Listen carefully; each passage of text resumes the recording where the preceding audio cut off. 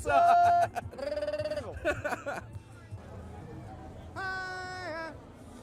Let's go. How about them Cowboys? Crack them if you got them. Yeah! Let's go, baby.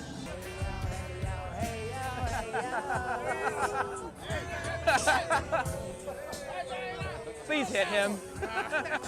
Somebody punch him, please. Hey, you want one of these? Coors? Dude, you got a yellow belly. You knew exactly what I know, you were looking me up and down. I knew what you wanted. You want a banquet? Yes. Crack him if you got him. Jerry, pick us up, Jerry. We're not worthy. Cowboys can fan. Cowboys can. Like Canadian fan, can fan. Oh. Cowboys can't fan. Love Canada. Yeah. I'll look you up. Awesome, thanks, brother. Take care, man. And look, that's how you get subscribers. And nowadays, it's a dog-eat-dog world. It's a dog-eat-dog world. We got to go on the street to get subscribers now. I'll be like, there'll be a guy at the grocery store, and I'll hear him say something about Facebook. I'm like, oh, you do Facebook? You ever heard of CanFan? At Cowboys CanFan. Have you ever checked us out at Cowboys CanFan on any major platform? Because we're on all of them. Dude, go to tiktok.com/@CowboysCanFan. We have a channel, yeah. What's your channel? Cowboys CanFan. I'm gonna watch that. I'm Cowboys from Puerto Rico. CanFan. We're from Canada, yeah. Oh, okay. But yeah, it's CanFan on his shirt there. I'm gonna watch that when I go. Yeah, do it. You guys will be on our YouTube. Can I come all the way from Puerto Rico? Puerto Rico? Hell yeah. See, that's Son of a bitch. Let's go.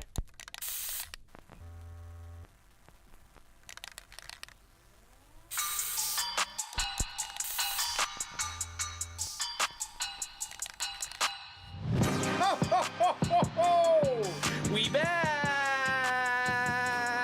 Look at this, look at this. We're doing the robot! Whoa, I feel like a running man.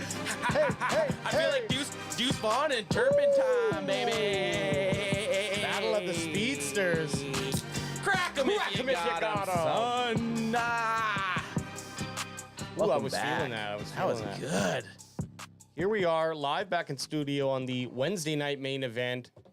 But we're down a bandwagon boy again. Down a bandwagon boy, and we're seriously getting concerned. He said one episode he was going to be gone for his whole. Remember when he was on like a year and a half? He was the only one that had never missed an out of studio. Not even an episode. Yeah. He was the only one that had missed an out of studio.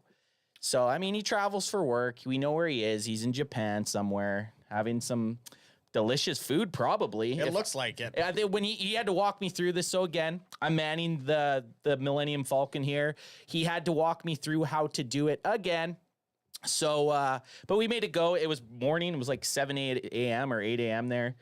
He said, Anth, I'm not getting mad at you. I can't hear right now. So I was like, okay, well, fair enough. And since he may or may not be listening, I'm going to bank on that he is listening right now. I'm just going to call out that this would be a lot easier if he just tidied up his menus a little bit, okay? That's all. But I get it. When you're on your workspace, you have like... You know it. And so you're like, yeah, you know your workspace. So like there's things that are titled. But we need to have it so that when Adam's gone, he needs it to be simple enough that Riker or Maverick can do it. Yes, exactly. And then we can start forcing his children to work for free. I am excited to have Bandwagon Boy 1 back. But AJ, how you doing today on this fine Wednesday evening? I'm doing well. I had a nice lazy day in terms of like my physical activity. It was just too hot. I like to try to do a workout or any sort of exercise, going to walk before the podcast, because after this I like to unwind. So I didn't get to it before the cast, and I'm okay with that. That's fine. Fuck physical activity, son. Sorry. Okay, so how about you? I'm great, man. I'm great. Work's work, middle of the week. Let's get through it, baby. Excellent. Well, open up. Probably, maybe it's a good topic, maybe it's not. But it's kickers. Kickers. I know. Wow. Okay. I'm going to do some behind baseball here because I have to. We set this up for your computer screen to be on with guests. Okay. So I just have to go over here real quick. So AJ, you just talk. I'll get this sorted. Well, shrink us. Yeah. For audio listeners, you're like, what the hell are you talking? What shrink? Oh, it might be locked again. Yeah. But don't worry. We're We'll get through this. We'll make it entertaining. We're just adjusting the screen, audio listeners. And if you're like, what are you talking about? Well, you need to head over to youtube.com/ I think it's at Cowboys Can Fan now. Just search Cowboys Can Fan or Cowboys Can Fan podcast in the YouTube and we'll pop up. So, okay. And we're all, like, shrink us, like grab the corner. Don't worry about it. I can't. Okay. It's locked. Okay, there we go. You just talk. Yeah. Well, I gotta get your attention. Otherwise, I'm just saying the same things I thought Okay, of. kickers. What are we doing with kickers here? We have a big issue, and it has not been solved so far. Cowboys special team coordinator John Fossil considering anybody else on earth for potential kicker addition. Yeah. This would have been a fucking hilarious. This would have been a hilarious segment if we had the footage of me at the draft trying 2 field goals. Because after you seen me try to do them, this title of trying to find anyone on earth, it's not, we're not trying to find anyone on earth because I am not good. I would not be good enough to kick a field goal ever in the NFL. No, and it is, I don't know, there's 2 ways to react to it. Obviously, I don't like to hear them be like, we don't really have a fucking idea. And also the guy who's on our team right now, Vincenzo or whatever the fuck his name is. Yeah. Well, we'll take anyone. We're looking at XFL, USFL. These are direct quotes. Excuse me. Veterans on the street, whatever that means. So, I'm assuming he means free agency there. But still, I don't think, I think, you know, reading through the words, they're not sure. Now, keeping in mind, there's a lot of, product available out there if you want to look at NFL players as products to purchase. And I did a little bit of a poll on both platforms. Ooh, I like the Twitter polls. Twitter poll, good. This one's a little bit basic because we're limited to 4 options. So I said keep the current guy, Tristan Vizcaino. Bring back Mayer. Crosby, Gold, or Suckup, which, of course, you know, you can guess that one was the winner, and someone else. Surprisingly, though, there was a bunch of someone else's, but you know, I should have put in the Twitter, we'll put who you think someone else is in the comments. I thought that I was leading the witness that way, you were trying to lead the herd into the pen, and it didn't work out. No. Would you be against, I'm going to ask you this, and obviously it's looking like Cowboys Nation is not down for it, but would you be against bringing back Maher? Obviously, he had an awful showing against the Bucks where he missed, was it 5 point afters? Yeah. And no, that's kind of unforgivable, but would you not bring him back? Okay. I would only look to bring him back if Mason Crosby, Ryan Suckup, and Robbie Gold went somewhere else or were just too rich for our blood. He's a probably better option over this current dude who obviously... Visky? Visky. The low confidence from the team is just not really promising. So I believe we're going to have a different kicker than who anyone one on the roster right or Maher. Absolutely, yes. But yeah, I'm not against it. He had some great games, but when a kicker gets the yips, it doesn't matter how good they do. And it's not that he got the yips from week 4 to 5 and okay, then he was back on track. No, it happened in the playoffs. Playoffs, baby. Are you comfortable banking on that? I'm not. I'm not, man. I mean, the only way he should come back is if no one else is there. I don't give a fuck how many 50-yard field goals you make if you miss 5 point afters in a playoff game. Playoffs. And here's the thing about missing points and kickers, because what I wanted to do is I wanted to look at, well, how important is a kicker to the team and to the Dallas Cowboys. I think it's in the last 2 or 3 years, we've lost 5 games by 3 points. So wow. Not a huge amount, but break that down. That's more than a win per season. What if that puts us above? It's important. First place. It's important. It's important. The kicking game is an important thing that sometimes gets overlooked. And yeah, everyone jokes about a kicker, but imagine we would have lost that Bucks game even by 1 point. Well, that's what I didn't look at. I should have said too, is I didn't look at how many games we won by 3 points too. Right. So that's the thing. Even if we would have lost within 5 points against the Bucks, yeah, that's because he missed an extra point where at this point in your career, yeah, it's fine to, but you have to even go back into week 17. He had actually missed 6 in a row point after attempts. Yeah, that's right. Which we thought we had gotten rid of that with Greg the Leg. It just feels like the last 3 seasons, and actually kind of since Dan Bailey was kicking in Dallas, it kind of feels like since then we have not been able to secure a decent kicker. I thought when Greg the Leg came to town, okay, our kicking woos are finally settled. Yeah. Wasn't the case. He had a lot of hard times with point afters. We had Maher for a season before Greg the Leg, who he was super inconsistent. That's why they got rid of him. Then finally he came around last year and was like, holy shit, this kid's knocking it out of the park. Maybe he's kind of finally figured it out.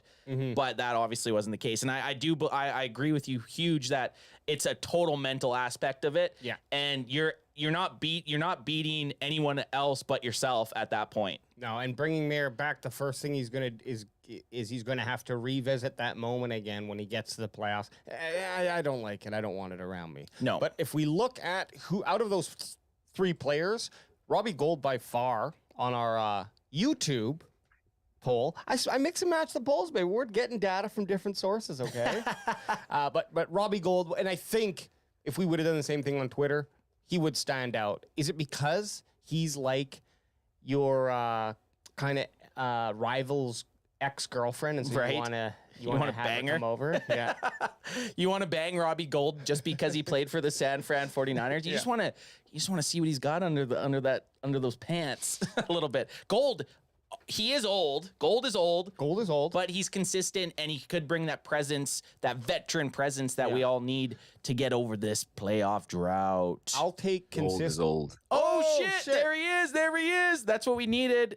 Boom. There we we got go. him. What's up, Barry? Barry my- Grant Jr. from the All Even podcast. My guys, how you doing? Good. How are you doing, man? So Talking kickers, man. talking kickers. That's the spot. Oh, there. I see what he's about to do. Fucking kickers. Crack him if you got Crack it. him if you got him, son. Barry, so we got you on here. We don't have Bandwagon Boy 1 here, but we're doing it. We are doing it. And you guys are doing a hell of a job, right? Screw bandwagon boy 1, right? Yeah, He's fine. He's out there and wherever the hell he is. Yeah, he's actually taking very good pictures and video right now. Oh too. yeah, he's in yeah. Japan. I mean, I feel He's- like that's easy when you have the location. Yeah, he's getting some nice stuff, man. So shouts to bandwagon boy 1. So Yeah, I saw a shirt. Sorry, in one of his photos, I said, "You got to buy me that shirt and bring it." We'll see if he find. We better get some fucking souvenirs. So I just want to go through chat here. We got Julian 424. I love Mayer, but he sold in the playoffs. Playoffs. We got Playoffs. Boots on the ground. I'll check in back as soon as I'm free. All right, Boots, we know you well. And we got EJ Savage from Boys in the Zone on Twitter. Boot, that's a good game to go to, man. Which game? Oh, yeah, I guess I didn't get that. I had that up. So Boots is going to section 312, row 1 against the San Fran 49ers on Sunday Night Football, week 5. Well, putting his Nice. putting his address right out there. Yeah, he's showing. He's like, come see me. Come see me, son. So Barry, we'll jump right into it with you. We were talking kickers, and Yeah. we have right now. We currently have. Here, sorry, I forget which one it was supposed to let me try it's single to. Zoom guest, but it might. Oh, there we go. Yeah. Okay, so we got 4 kickers up on the screen. AJ, you want to read them out? Yeah, I mean, I'll do my best. We got Tristan Vizcaino, the current only kicker signed to the Cowboys right now. Mason Crosby, Ryan Suckup, and Robbie Gould. Suck up these balls. And on that vote, and there was 93 people. It's good enough. It's good enough pool of people. Robbie Gould dominated with 66% of the votes as the chosen one for the Cowboys. Do you like it? I think Robbie Gould. He's an established kicker. You know what you're getting out of him. But I'm still a fan of Brett Maher, man. I'm not gonna lie to you. Look, Wow. I'm not scared about the gaffe or the hiccup that we saw in the playoffs with him. Playoffs. It happens. Like, it's just like, you guys don't particularly watch baseball, but it's like a great reliever, right? You have good relief pitchers sometimes that they have good years, and then the next year they're not so good.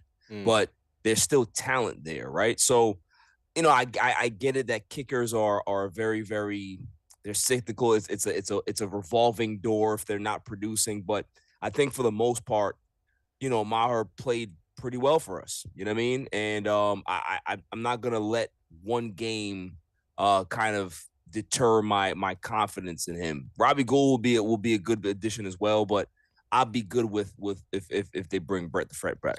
But do you think it's one of those things that the reason they weren't so inclined on bringing him back is because they're seeing it more often in practice? And we're talking practice. Yeah, we're talking practice. It's possible. Yeah, that's a good point. Do you think he's whiffing in the 2-minute drill? You know, they do all these all these sorts of situations in the NFL during their week during practice. Yeah. Do you think he was whiffing on more than he should have been even there? I think that could be a definitely a part of it, right? Because we don't see exactly how much he's struggling or whatever. But I know for a fact that a kicker's leash is very, very short, and when they start to go bad, rather than stick with them, they normally just replace them. Yep. So, that's just the nature of the game. That's just the nature of the business in regards to kickers. Once the team feels like they're kind of on the back end or they're not going to be as productive, they just get rid of them rather than saying, hey, how can we be able to motivate this guy or fix them? Or maybe there's something in his mechanics that we could be able to fix. They really genuinely don't have time for that shit. So they'll just go ahead and find another kicker. Yep. So I think that's just the situation that Brett Maher is in. Well, honestly. and chat siding with you there, Barry. Kahuna and Julian are both on the side of bringing Maher back, where I think AJ and myself, We're not. I'm not really. Like, I kind of think the mental aspect of it, and let's not get this wrong, Barry. He already had his one chance with the Cowboys. He did get his second chance. His second chance was all last year. And sure, you're great during the season, but you missed 5 point after attempts. That was a rough in one. a must-win game. And then my confidence went down. Guaranteed his confidence went down. There's the viral video of Dak Prescott where you can read his mouth saying, or just fucking go for it, or whatever he was saying. So then the team's even losing confidence in the kicker. So that's just a trickle down effect. If you're $160 million quarterbacks starting to lose faith, well, I sure as hell think John Fossil probably is too. Yeah, like I said, man, it's a great point. Like I'm not gonna disagree with anything or any feeling that anybody has with that, including the team. Like if they're tired of it, I get it. But it's just one of those things where kickers are just expendable. When quarterbacks have terrible games, they're not as expendable because they cost more. It's just one of those things where they're just looking at it like, hey, you had a bad game. We don't like the way it went. And, rather than us having to deal with this again next season, where it really might cost us games to even get to the playoffs, we're just going to nip that in the bud. It is what it is, man. I think it's best to, when you have to recycle kickers and all of these kickers on the market right now, there's a reason why they're available, right? So, a new scenery, a change of scenery can always give a kicker some new confidence, but normally 9 times out of 10, they're always going to be able to be expendable and you'll find another one mid-season. Like how many times do you see teams go through like 4 or 5 kickers through the season until they find one that they're actually like okay with? Not even like they love them. They're just like, yeah, okay. He made 2 in a row. Let's keep him. Yeah. So lock him down. Lock him exactly. down. Two in a row. Oh my goodness, sign him right now. So it's just one of those things where I think, kickers are so hard to get. Like when you find a good one, you gotta keep them, right? Like it's very rare. Like how many great kickers are in the league? Not many. It's almost like Maybe quarterbacks 2, to 3, be honest. like, and it makes me regret. I took Dan Bailey for granted when he was like on his string of being amazing, where it was automatic almost. You just you just get so used to it that it's just he's going to get it every time. At, Yep. at the end of the day, whoever the Cowboys sign, I don't think they're not on the roster yet. I can be confident saying that. And number two, I'd be fine with whoever it is, but I hope they go for more realistic accuracy kicks than the guy who can probably nail a 60-yarder. Because let's be honest, the Cowboys, if they get in that position, they have an offense that, I mean, at least on paper right now, we can fight for that 7 yards if we need it, and we're in that position. I forget the exact distance, but there's like, should we kick or go for it? It's kind of that gray zone. I mean, I would rather take the accuracy over the power in that scenario. No, That's a good totally. point. I agree. I agree. And I don't know which kicker is that. So I would rather take the accuracy than the long bomb, because the NFL, you're honestly, and this is a discussion for a different day, but the NFL is starting to go in that area between the 40s, kind of.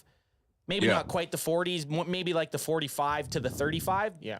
They're more likely to go for it on fourth down than try a long kick, right? So you're that's what better they're trying to force you to do. Yeah, too. you're better off to just get the guy that he gets his range and he's going to be over 90% of the time in it.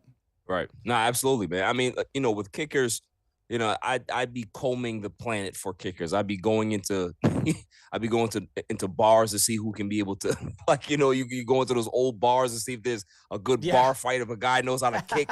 Like I'd be searching there. I'd be going everywhere to find a kicker, because you can. That's one thing about kicking, is that when guys are good, they're good for a very, very short period of time, and you have to try to find that window. Hopefully, you're in that window of some effectiveness, and then you can be able to move on. So hopefully they can be able to find somebody that can be able to at least give them a full season of full confidence, that they don't have to worry about that. That's all I care about. So, Barry, we got a couple people in chat. We got Kilo C. Shout out, Kilo. He said, Kilo. I'll bet you Barry will say something about the Lakers before he leaves.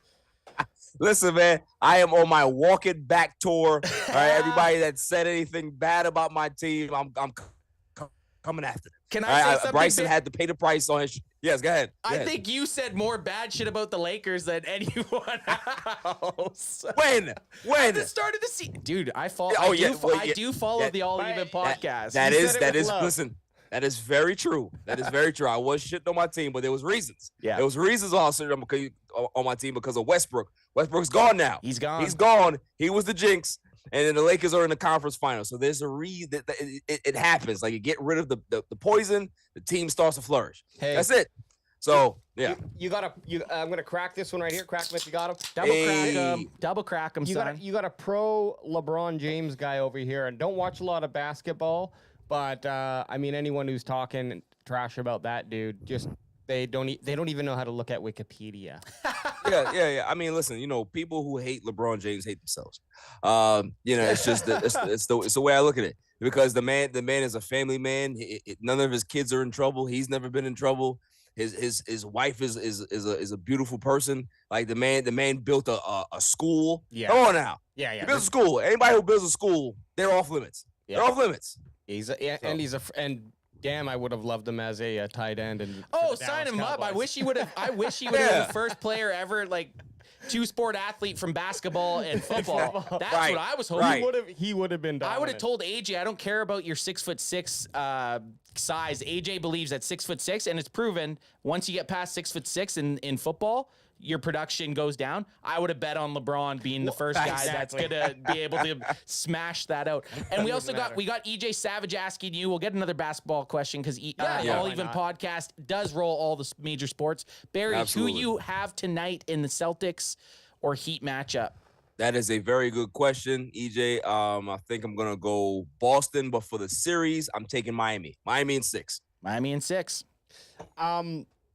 So let's get to the rookie minicamp. There's been a couple stories that have come out. I had to do my I did do my homework today because I was like, oh shit, man, I didn't really pay attention to a lot of. Well, we kind of jumped over it a little bit. We did. It kind of snuck up on us because Yeah. we did obviously the Sunday service show and the rookie minicamp was ran last week, so we probably should have dove into it, but we had the schedule still fresh on our mind. We wanted to have our schedule drop show, so this is a perfect time to go through the minicamp and kind of see what happened. And the thing I like about it, it's not just, I mean, it's obviously the rookies from this year, but they also have guys from last year, like Dennis Houston. I'm trying to think of a couple. I went through the names. There's 29 names, and there was a few guys that Alacron, your guy. Yeah. He's there. So he's been around with the Cowboys since the Hard Knocks. Yes. So he's obviously not a rookie. So it's kind of a rookie mini camp, but it's also, it's called rookie minicamp, but technically it's a minicamp for like, hey, who wants to come and give this? free agents from last year, guys that did decent last year. Obviously, the international player in Alacron. It's an invite, is correct? Like it's an invite. Yeah, and they actually had two. Well, we'll probably get into it in this article, but they had two guys pretty much there in a tryout mode. Yeah, well, which is cool. I mean, that's fucking badass. Imagine that. That's like Vince Papali story, Mark Wahlberg-esque. Yes. Vince Papali. That's a good one. I think but let's just run. I got a couple articles here for each player. And of course, if you guys have anything else you want to discuss, we can segue however. But I just want to start off here with Mozzie Smith because I think the biggest concern we had with him, we looked at his numbers and we saw 0.5 sacks and we're like, in his college career. Yeah. And we were like, no bueno. He actually was asked about this a couple days ago. And just a quote right here, a lot of people talk about my pass rush in college, but I never had a pass rush plan. So we're going to get a plan and see what I can do. I like it. Let's get into it. Yeah, that's fair. Yeah. That's fair.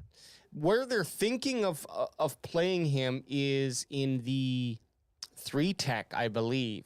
It's right up. Or that might have been junior. Sorry. So let me just get. Yeah, I think he's probably a 1-tech guy. Yes. Yeah, you're right. Yeah. He's a 1-tech guy. He's going to be that space eater right in the middle. He's the Jonathan Hankins of the future. He's that guy. Traditional nose tackle. Yeah, plug him in there, eat up space. And obviously you want to have guy like this guy wasn't drafted to have. If he has 3 sacks in his rookie season, I think if he has 2 sacks, that's considered awesome, right? He's there to stop guys and teams from running 200 plus yards a game on us. That's what he's there to do. Right. But he was talking about, and I'm just trying to find the freaking quote here, how he does want to see what he can do out there for being a pass rusher. And I might have grabbed the wrong article, but it doesn't matter. We can make it up. The dude is 6'3", 333 pounds. They have him. Damn, that's a big boy. I don't mind him just coming in and being a run stopper, right? Fuck no. That's great in itself, but I mean, there's something really exciting brewing if there is a row of rushers in Dallas. 4 or 5 guys who are coming all the time. I know. Excuse time out. What? What did you just say? You're excited if there's 4 or 5 guys rushing. at a time. Right, okay. You're gonna get us banned. Everyone heard it. You're gonna get the bots in here. Everyone heard it. Pause, bro. Everyone heard it. I just couldn't I'm wearing a Justin Bieber shirt, so what? We're doing it. To each their own. Yeah. Yo, no, I love but AJ, man. It's MVP. You know what I mean? There's if that's gonna be unfolding this year. Yeah. It can be scary because it's like, shit, does that leave a lot of the field open? But look at who they drafted in Overshawn, who we will get into. And then how the Cowboys play that 3 safety backfield often. Yep. It kind of gives you that additional package where you can afford to throw in take a little bit more of a risk. Gives you a little bit more of a better percentage on that risk. And the funny thing is that one thing that got overlooked, and I'm glad you brought up the 3 safety thing, is everyone's talking about linebackers and we need linebackers. Jaron Kearse is a linebacker. I don't care what anyone says. He's a linebacker that's also very good at playing coverage, right? Yes. But the way Dan Quinn rolls him out, he's essentially a linebacker. So which we kind of missed that in our draft analysis. It was like, holy fuck, we need a linebacker. But you think about it, not many teams play 3 safeties as much as the Cowboys do. Right. And That's a great point. And you gotta think, like, we love. I mean, I'm sure no one here is gonna complain, but like the 3 guys back there, Dono Dub, Malik Hooker, and J-Ron. I mean, animals. And yeah, it's so. We had one of the best safety crews in the league last year. And I believe that trio was locked up for at least 2 years. Ooh, you bet your ass I believe they're locked and loaded, son. They are locked and loaded. So the other guy, so Mozzie Smith coming in a pass rush, so that's great. But we did just talk about him. And speaking of linebackers, over Sean, and this is an article here from Fansided. What is Fansided? Oh, well, that's the home. actually the home of the Cowboys Scan Fan podcast. Son. In this article, they're talking about how they're going to use Overshawn, and they say right here, a will linebacker type is what Will McClay has to say about him. So they're thinking probably Overshown at Will, LVE at Mike, and then Damone Clark at Sam. Yeah, that's kind of what I'm thinking. And I like it. The will linebacker is usually the guy that just gets to roam the field and use his speed and clean up tackles. And that's pretty much what he did in college. And we would love to see it in the pros. And you need that. You need that until he can be able to figure out, the nuances of the NFL game and understand the full length of the responsibilities of the position. If you're going to use him as a specialist to be able to go end to end and be a scud missile, then yeah, do that. Do that and just and use him to his abilities. I love that's a fun position to watch. When you get a linebacker that can just roam the field and just lay a hurting to people. Oh, yeah. When they scheme it, and Dan Quinn's going to be the guy to scheme it. But when this guy's just always got a clear shot, and that's honestly why the Mozzie Smith in round 1 is such an important spot, because now you don't have guards getting free runs on your 200, because Overshown is not a big dude. He's not size-wise. So now you don't have your 315-pound guard getting a free run at Overshown. Overshown's going to be able to get a free run at the 205-pound running back, which I'm excited to see. Yeah, you get enough guys clogging, just slow down those guards just enough so Overshown can get around. I mean, but here's the interesting thing. Am I reading this wrong, or are we getting mixed messages? Because I thought we just heard that Micah Parsons was going to be... Now, he did play like something 70-30 snaps on the line, but doesn't this kind of go against that a little bit? It does. It's so, man, and it's confusing, and we'll get Barry's take on this, because we kind of thought this even going into the season last year, what's Micah's role? What's Micah going to do for this team? And we all kind of thought he was going to be half and half-ish, but he's just so good on the line as a stand-up defensive end or edge guy that it is hard to take him and put him at a will linebacker or a Sam linebacker, right? It's just tough to do, but it is contradicting what you keep hearing. Yeah. I think that might be by design. I think that the Cowboys don't really want to reveal how they want to utilize him to the public, right? So they want to kind of keep that in-house before they really unleash him. And I think the best way to use him is to use him as a hybrid. I don't think that you should keep him on the line. I think when what we saw last season is him wearing down. Yeah, because he has to deal with all of these big nose tackles every particular time. It's not these left tackle, these big guys that are just they're great, they're physical, they can be able to put a bruising on him rather than the other way around. He's put on some weight. They have some videos out there of him doing some great workouts, but at the end of the day, man, like if his talent is to be a hybrid guy, then let him just be that. You know what I mean? Like, don't try to pigeonhole him into one position. As great as Ray Lewis was kind of undersized, right? But they used him where exactly they used him at middle linebacker, and he wreaked havoc for his entire career. Like, I'm sure they could have probably moved him around too, but why, when he can dominate one position and really be the anchor and the focal point of your defense? So I think that's kind of like Micah. Micah has that potential to be that great linebacker that you can just be able to just leave there and he can just wreak havoc no matter where he's positioned on the field. And I don't think it needs to really be a conversation piece of where they're going to put him. It's about where they're going to put him that's going to best utilize his potential.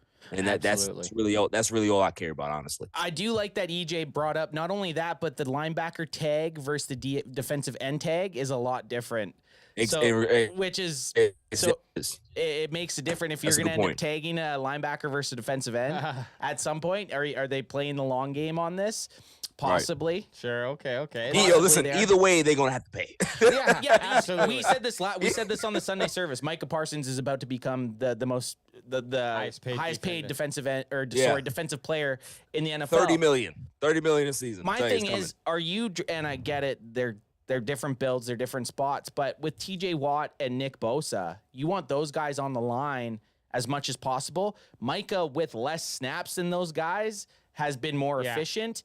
But like Barry had brought up, there was a noticeable drop-off at the second half of the season. Yep. And was that due to getting pounded on, do you guys think? It had to have been, right? I definitely 100% think so, because he's not a big guy. He's not a big guy, and he was just you could just see the burst wasn't there anymore. How it's like the first 8 or 9 games you saw it, the tail end of the season, it just wasn't there. And it's the best thing to do is to keep it fresh. Like guys like TJ Watt and Bosa, those are big dudes, man. Those are big guys that can be able to throw offensive linemen around. You know what I mean? And that's why obviously the Bosas, Nick Bosa, Joey Bosa, they had decent seasons last year, obviously, but those are big guys and they still get hurt. A guy like Micah Parsons is not as big as those guys, and he gets hurt. So you don't want to increase the risk of him getting hurt, having to be in that position. You want to make sure that you keep him as fresh as possible. Definitely. And I mean, I think I hope, and I want to pay attention to this more this season, that when games are in a good position for the Cowboys, and it is the NFL, so that can be later in the game than like what I might think is comfortable. Yeah. I want to see them take Micah back from that, play him, and let's start seeing things that we want to maybe have prepared for later in the season or be able to utilize. Like, let's start testing Sam Williams a little bit more. It's a good point.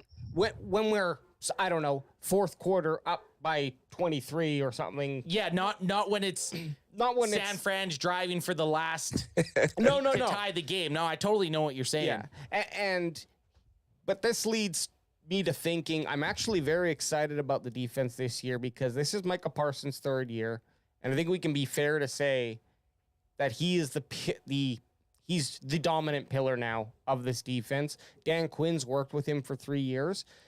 This defense, I'm sure of it, is built around how do we, like you just said, Barry, how do we maximize Micah Parsons' skill set? And I think we're going to see that unfold. And I believe, sitting back weeks now, having listened to a lot of people and had time to digest the draft, it seems that's exactly what they did with the draft. Totally against what we originally wanted to. Totally. Like, against what we originally were pushing. When we did our draft, we went very offensive heavy. And every Cowboys fan, AJ, I don't Everyone. think everybody was screaming offense. Exactly. And the Cowboys, I think you're right. Dan Quinn has a lot of pull, and the pull is to how much can we get Micah Parsons free to make plays, or have one-on-one matchups, not double teamed, not chipped on every play, right? Not have them run a power offense to him. Yes. Because you try that and you're going to get burnt. Now you have this, you have your weak side linebacker flowing over. You have Mozzie Smith eating up 2 people,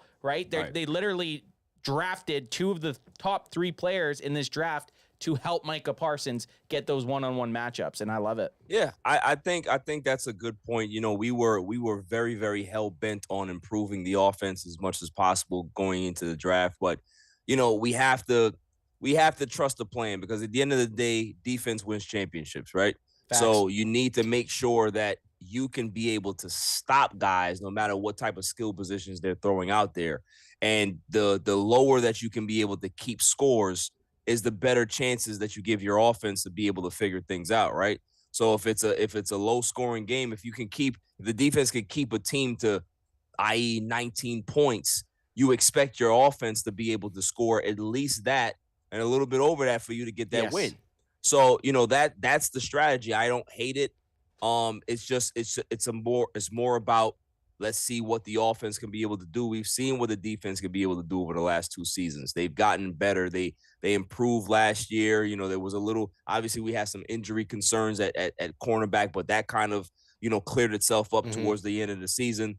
We have some depth at the cornerback position right now. With Jordan Lewis coming back, I want to see what he has. So, there's going to be a lot of answered questions on the defensive side. For me, there's more unanswered questions on the offensive side still. But obviously, we go ahead and get Brandon Cooks. That's going to help a lot. I'm still very iffy on the running back situation.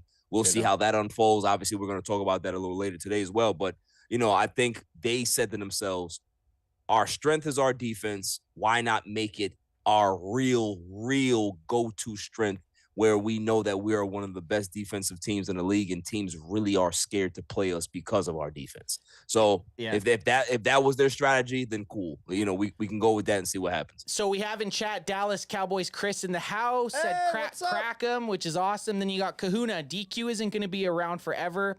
Might test some new schemes and formations with different guys so we know how to operate when he leaves. Not a bad idea. Then we have Julian saying, honestly, I thought we were going to draft Joey Porter Jr. with our first-round pick, but I love the guy we drafted. Honestly, I think that's why we were shocked as well, because there was a few guys. There was quite a few. There was quite a few guys. But here's what I learned about the draft this year is you just got to, I think there was a few things that, a few paths I went down because I was just following the trail rather than kind of sitting back and I'm not saying that I would have picked anything correctly, but I'm just going to sit back next year and just do what I think is right instead of reading into all of the smoke and mirrors. Well, and that's because it turned out to be not just for the Cowboys. For everyone. Yeah. Yeah, and that's the thing with the NFL. And I mean, the crazy thing, and I'm not giving us props at all, but we're not the only people to get smoked out, because every NFL personality on ESPN and NFL.com and PFF, like a lot of them didn't call shit. Yeah. So makes me feel... Oh, geez, I thought you exited. I thought it crashed us a little behind baseball. Our screens just did something crazy, and I could feel me and AJ both just breathe in. It was kind of like that hot, awkward second, that tight butthole second. I don't know what I did. I don't know what I did there. Here's a kid that I think could be one of the. I think everyone's expectations on Mazzy Smith are high. We kind of feel like we know he's going to be a starter, and he's... Somebody call Adam. We don't know. Are we good? Are we good? Are we live? I don't see you guys on my left side. Oh, there we go. Zoom. There we go. Are we back? We are back. We did it! All right. There we go. I've never felt so successful in my life. We didn't need to call BW1 either, Kilo. We did it, son. Adam is very proud of you guys tonight. We did it, baby. Woo. AJ, thanks for coaching. I felt like I was in a tailspin going down. I was like, okay, fuck it. I'm dead. I'm masturbating and drinking. That's all I'm doing. And AJ's like, no, put it away. Just listen out OBS. Put it away. There's 2 of us in this cockpit. And that's not what this means. Oh, we did it. We absolutely did it. The only thing, and I got to do a little behind baseball here, is I don't have that other screen now, which I'll just have to roll with. It's not a big deal. Which one? This guy on this screen. So I'm just looking at Barry's beautiful face instead of having this all there. But I'll just have to roll with it. That's all right. It's not a big deal. Okay, we back, baby. Wow. Good work, guys. Good work. Composure is back. What were we talking about there? One sec. We're talking about Junior Fiocco. Junior Fiocco and what his role was going to be on this defense. And I think 4th round pick, even if he can be a role player, that's a win. Even if a 4th round pick in his first season as a rookie can have some sort of success, that's all you're asking for. I think outside of the top 3 picks, that's all you can really hope for. Yeah. Yeah, 100%. 100%. You know, it's okay. Like we can be able to have guys, kind of sit there and kind of learn and go through their progressions the way they need to. If they can be able to produce or give you something early on and show some flashes, great. But this is a long game too, with guys that are coming out of school. A lot of times you're not going to get that instant payoff. Yes. Sometimes guys take a little longer for their learning curve. So that's okay as well too. Well, before we hop into the season, I think it'd be fun to for us to all like maybe pick some like I don't know, 3 stars or someone that we think are gonna show up. We can figure out those details, but one of those guys, whatever that turns out to be, Junior Fiocco is gonna be on my list. That's your guy? I like the dude. You know what? Man. I like the fucking dude. I just feel like pissing AJ off. You know who my guy is? Deuce Vaughn, baby. I know what you're gonna say. Hey, trust me, I've been so morally beat down and defeated by someone threw battery acid at you on the street. I mean, things get You crazy. would not have been able to show your face in the Metroplex. Everyone would have been like, "You don't like Deuce Vaughn?" And you would have got something thrown at you. Well, look, we're going to get to Deuce Vaughn. I want to talk about him, but first, there's 2 more guys I want to talk about. Some UDFAs. Before we get into that. I did not know about this guy until I started to read up on the minicamp, okay? But this Isaiah Promised Land, Oh, do you like it? I like it. Isaiah Promised Land. I Now, like that. That's funny. he's a linebacker, 6'3", 240 pounds. You just like his size, you size queen. Hey, I also like his speed, 4.640. Ooh, yeah, that's not bad. 21 reps on the bench press and Okay. a 10-foot, 6-inch broad jump. So he's got some nice power in his legs. His biggest season, 25.5 tackles for a loss and 19 sacks in 2021. And then a good season regardless, 11.5 tackles for a loss. Small school? 7.5 sacks, 2022. So He's got to be from a small school, he then, is. right? Where is he from? Let me find out that fucking info. Florida A&M. So Florida A&M's not. It's not a prestige. It's not like the rest of the SEC or that area where they're all battling But out. do they play? I don't know. That's an EJ or a Barry question. I don't know if Florida A&M plays any of the SEC like LSU or Alabama or any of those guys. We're not that versed in this part of college football, but I don't know because the Gators do. So does Florida? I got to look at chat here. EJ, save us Someone here. will save us. Save us. Real quick about this dude. Yep. Dan Quinn has been eyeballing him for a long time, as he quotes, "I've had my eye on Zay for some time. I first saw him looking at Bell from a year ago, and he had a fantastic junior year, Zay did. He had over 20 sacks or whatever. Wow. So quit, and it goes on later in this article as well to like point out another time where Dan Quinn said, "Oh, and I asked another player about this guy, how he's doing." So he's been on DQ's been watching this guy, and so there's not a large potential because I think like when I count off the 53-man roster on my hands, I don't see a place for him, but you never know. Someone shows up and does something fantastic in the makes it to a preseason game and then performs. So these undrafted free agents, their ceiling is obviously making the 53-man roster, but even if he can get on the practice squad, that is still a win as an undrafted free agent. Absolutely. Like that's a huge win as an undrafted free agent. But you know what I want from these guys, and the next guy we're going to talk about too, is I want that like Marky Mark story where it's like, that Vince Papale. yeah, where it's like, oh, this guy just walked on and he becomes like who was the James Washington or James Harrison? Sorry, Yeah, James from Harrison Seattle cut from Pittsburgh Steelers. cut by six times before he got a shot. Only undrafted free agent to ever win Defensive Player of the Year. Yeah, by the way. almost retired, or quit because he wouldn't have been signed by a team if he didn't get signed by the Steelers, and left to go be a veteran. A veterinarian. Could you imagine him being your veterinarian when you walk in, and James Harrison is the one that you're taking. Your dog just sits You're right away. You're taking your cat Pepper in to see James Harrison. Pepper is coughing very, very weirdly. Crack him if you got Crack me him. if you got him, son. So I don't know. He's kind of an unknown, but the other guy is another interesting story.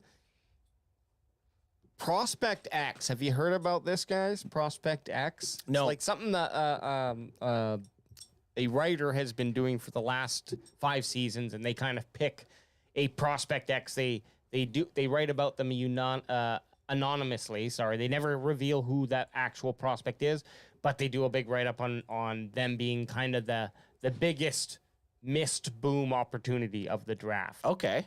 And this is this guy? And this is this guy. And the Cowboys actually have had, I think, it was either the last 2 years in the row or out of the last 3 years, 2 of the players who were this Prospect X on the team.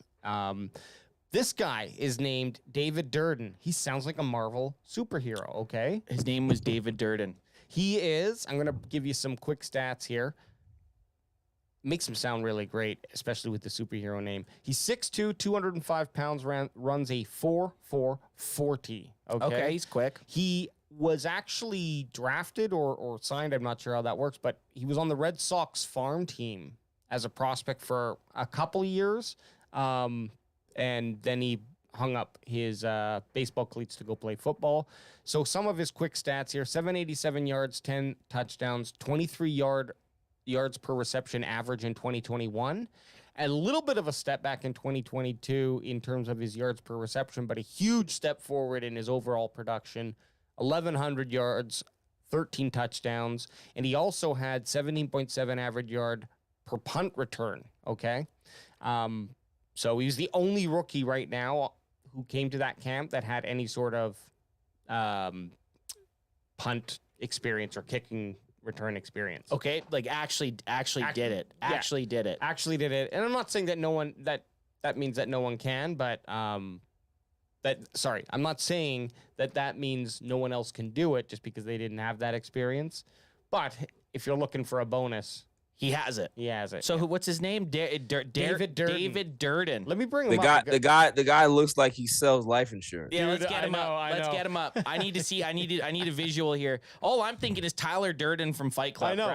Brad Pitt's character, Tyler Durden. His name is. That's it. Oh, I did look up about. I have looked up about this guy. Okay. Yeah. I mean, He looks fucking older than us. How old's this dude? 24. yeah. What? yeah. 24 going on 50? Man, that guy has seen some shit. Well, it's an exciting prospect, but let's be honest.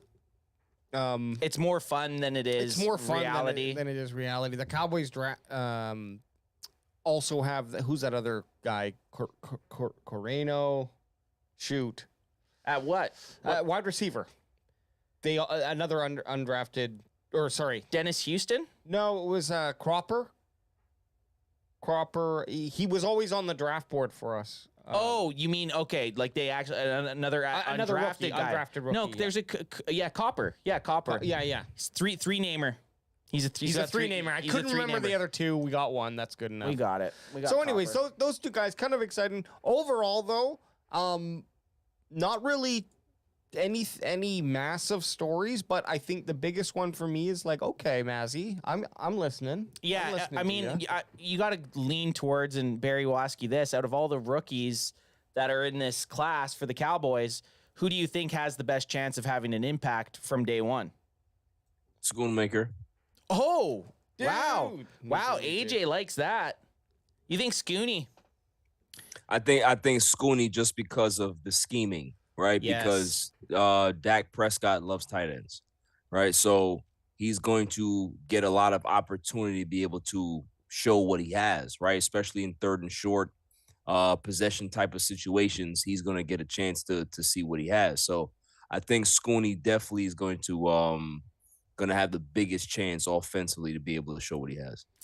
I agree, and I think the reason is he doesn't have to be great. Like you mentioned, it's schemed for him. So he just has to run the play, be in the position, catch the football, and he doesn't even really need to get yak. He's going to get 60, 70 yards a game if he just does and that. also Just shows up. And also too, we have 3 guys, right? So they're looking for production based on those three guys, right? So that if we're gonna scheme out, I don't know, 1,300 yards, right? Right. For our tight end position. That's the number that they're looking for. So Yep. if we can get that by all three guys, then great, because that now is going to make you a little bit more diverse and a little bit more harder to scheme for, because you got three guys out there that you can be able to throw out, and they can be able to have different skill sets and be able to pose different matchup problems for opposing defenses. So if all three guys can be able to show you something different that they can be able to bring to the table, that's just an added bonus for the offense. So yeah, I actually like that. I was looking for. I was like, I think Shoemaker, our good buddy here, EJ Savage, put a post out wondering, hey, if these numbers were. If this is what the Cowboys had at the end of the season this year, would you be happy or not? And one of the numbers was 500 plus yards for Right. Shoemaker, and I was yeah. like, I mean, it's fair. now Fair. I was like, I want to see 700, but now I step back and think about it. It would be smarter for the Cowboys to try to get that 500 yards out of him, right? Play him for that amount, but then let him play because of his blocking ability, at least in college, let him play more blocking, and then have Ferguson or Hendershot be the receiver out there, because now you can really scheme. And then, of course, you could imagine it. Sometimes you're going to send Shoemaker and Send him. blocking. So Shoemaker up it the could gut, baby. yeah, that trio, which we did see them run. Skinny. We did see them run that. Sometimes triple, four. Yeah, Sometimes they were running quad. it could be interesting. And the thing, and that no one's talking about. So now he's probably actually the same age, Scooney. He's probably the same age as Hendershot and Fergalicious. But you got to think about the competitive nature of these athletes. You bring in the second round pick who is now competing against a 2022 fourth round pick and a 2022 undrafted free agent. That's just going to make all three of them better. Yeah, absolutely. Those guys fighting Absolutely. at camp, that's just good. Whoever comes out as tight end one out of those three dudes, we got to feel pretty comfortable with. I think Shoemaker's coming in there as the second round pick. Sorry, the Cowboys. Vape it up. The Jesus, hit it, just hit it, hit another one, hit another one, hit it till you quit it. No, the expectation is on him to be the starter Yes. of the I was gonna say Wolfpack, but it's the Clone Pack. It's the clone zone. Clone zone. You are vaped up. I like it. You know that first cough got him, man. He was going after that. You remember when you were a kid and it's like you'd hit a puff of a joint or something, and if you cough, someone would be like, "Oh, you coughed. You're gonna be way more stoned." Well, AJ just coughed for 30 seconds, so he is lifted. Yeah, man, but think about it. If you can be able to get production out of all three of those guys, man, do you understand what type of like dynamic situation you put your offense in? That you can be able to scheme and really confuse defenses by who you're bringing out there. That's the ideal situation that they can possibly have. So, you know, I'm curious to see like you said, and like just the camp battle and see who comes out of that. You know what I mean? Because it's going to make all three of them better. And think about it. It limits your need to have a successful fourth wide receiver out there. You still need them on the team. Yep. Yes. But if you're rolling with just those three wideouts and then the whatever arsenal of tight ends. Yeah, and that's the thing. A lot of people were kind of upset that the Cowboys didn't go wide receiver early in the draft, but they still targeted. I believed tight end was a way more important position to address than wide receiver. So I think that, and we've talked about this extensively, I think tight end in the second round was a no-brainer. Yeah. Well, the hottest debated player on the Cowboys right now, at least with what we're dealing Most hyped. Most hyped. I feel bad for the guy, to be honest.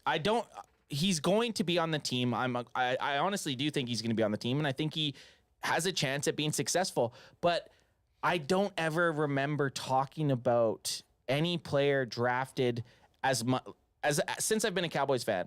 I don't remember talking about a player drafted past the third round. I don't remember seeing, like, what's baffling, and you guys might have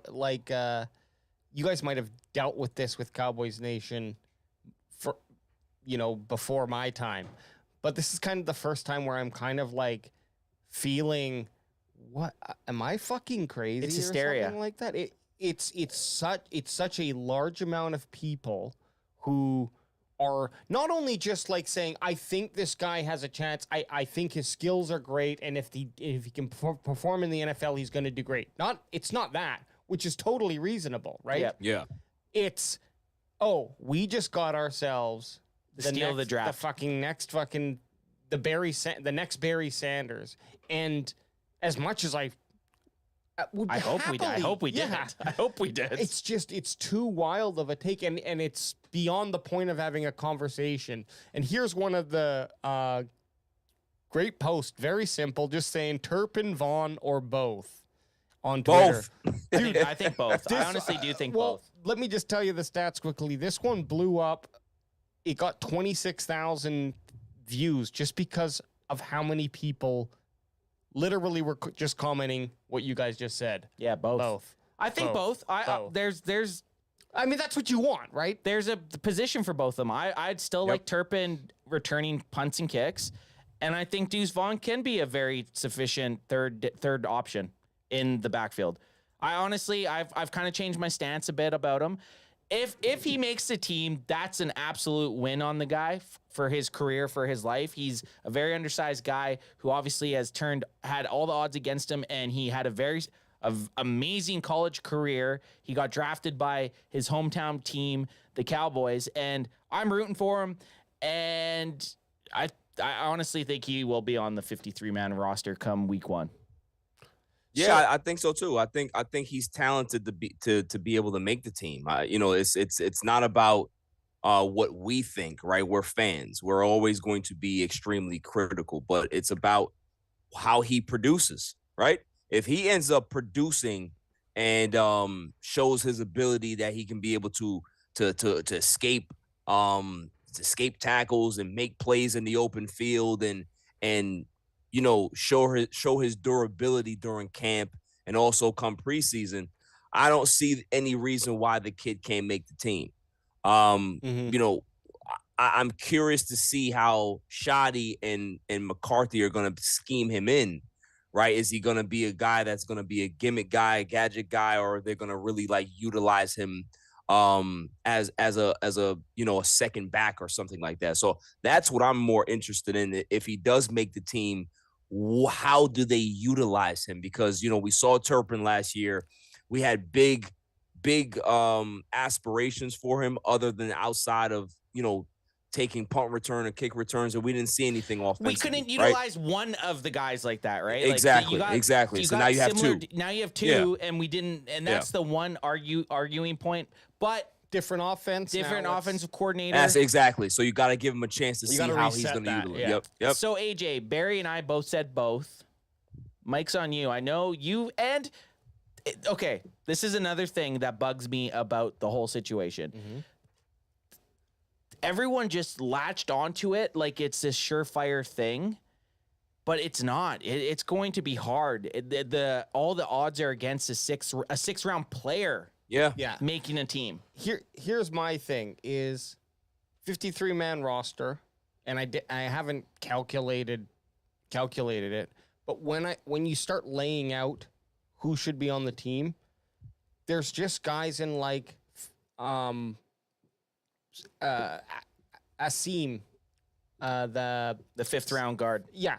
I want not even that because it's just like I would just want that guard instead of the running back.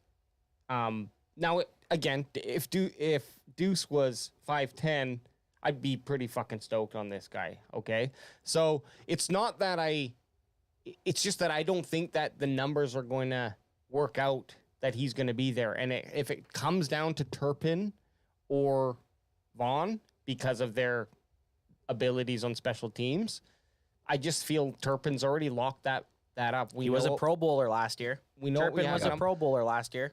I think he has more potential on the actual offense than Vaughn as well.